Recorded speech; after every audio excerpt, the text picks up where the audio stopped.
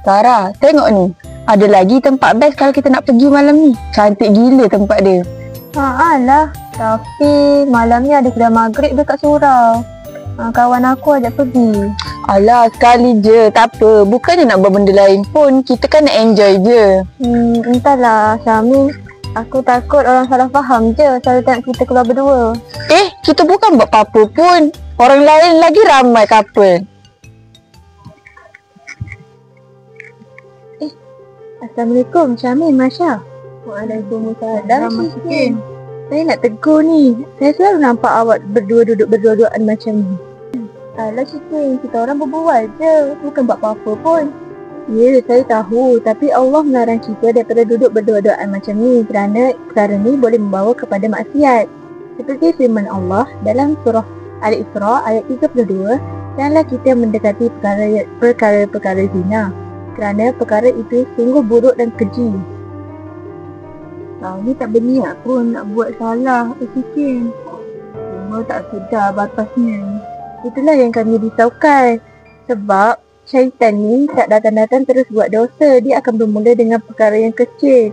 Seperti duduk berduaan macam ni, berbual berdua dan keluar berduaan. Jadi saya harap bila awak berdua nak berbual lagi, ajaklah kawan-kawan yang lain sekali.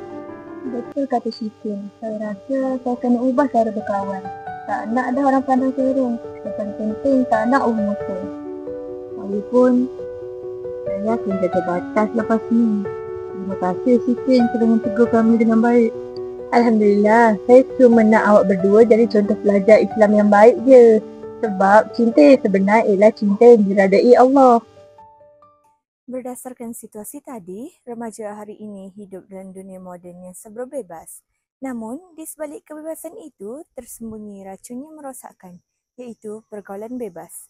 Fenomena ini semakin biasa di media sosial, di tempat kerja dan juga di institusi pendidikan.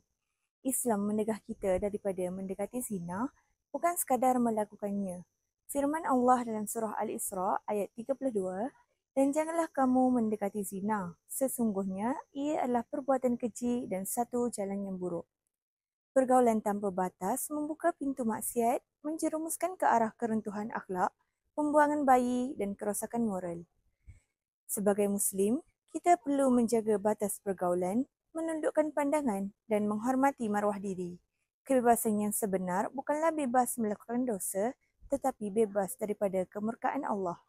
Marilah kita bersama-sama kembali kepada ajaran Islam agar hati dan generasi kita terus terpelihara. Sekian. Assalamualaikum warahmatullahi wabarakatuh.